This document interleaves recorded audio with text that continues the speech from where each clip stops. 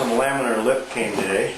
And we got a lot of bubble wrap in here, and some other handy dandy little things, and my laminar lip all packaged up. I also asked for the screws that you can get if you ask for them.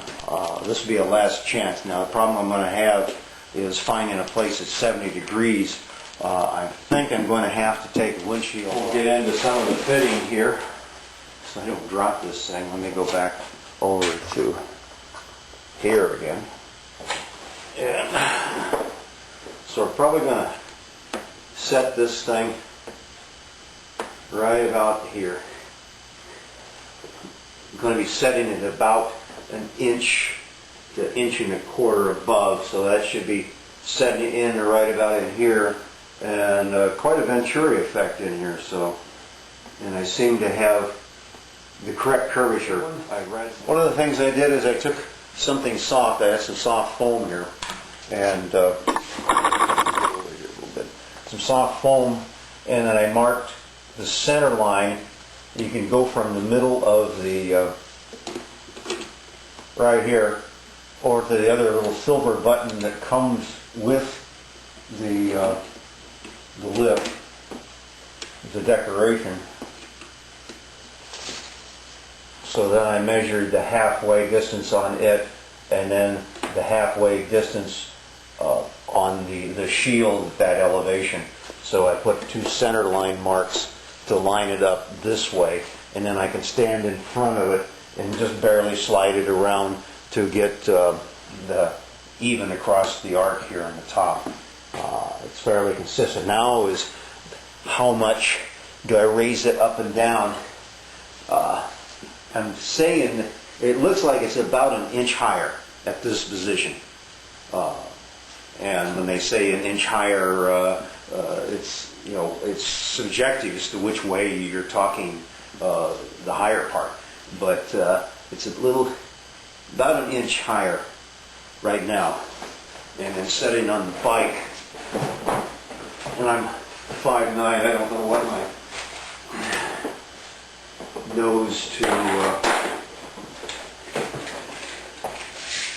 from the crotch on the seat to my nose, or say eyes, it's 30 inches. Okay, I'm reasonably happy with the height I'm going to use, and it's centered and it's lined up. Now a trick I'm going to have, or I'm going to take, is I had some of these little circles for you know, you get them at the supplies. Kids may have them for marking things. They're the right size to put on the inside of the screen where the three little button's going to go once you get it ready to stick. So it'll be on the inside, out of the way, so I can go ahead and clean the screen. So all I got to do then is pull off one of these little guys and stick it right on top of that spot. Okay.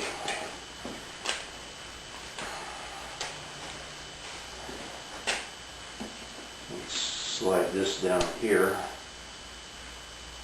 Put one on that one. Luckily I had four of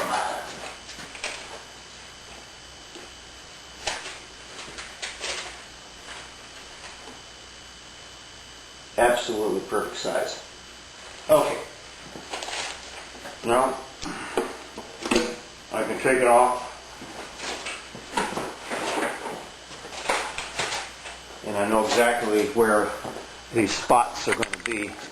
Okay, right there, I know exactly where they are, and then once I stick on the laminar lip, then I'll know, I'll have the exact spot where I need, and then I'll peel them off after it's all. Okay, one of the things that I haven't got around to was taking off the windshield, or showing you how to take the windshield.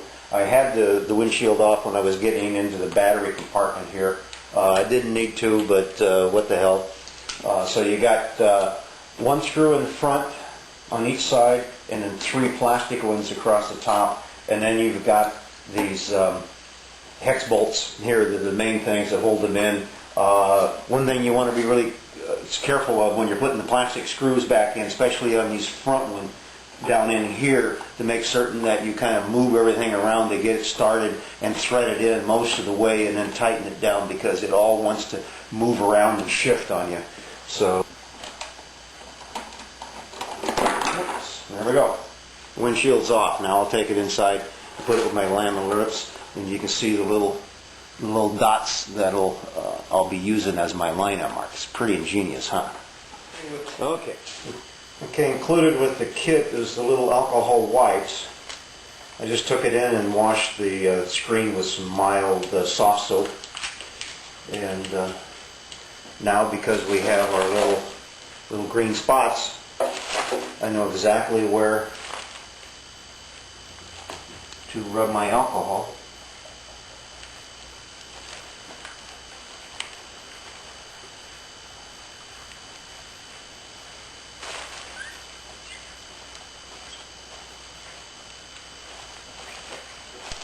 Nice and clean. The moment of truth. We're all clean, we know where we're going to go. Time to bite the bullet.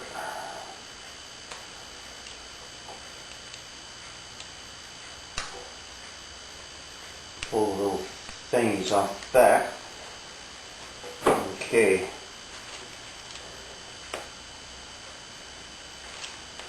Line up one bottom side.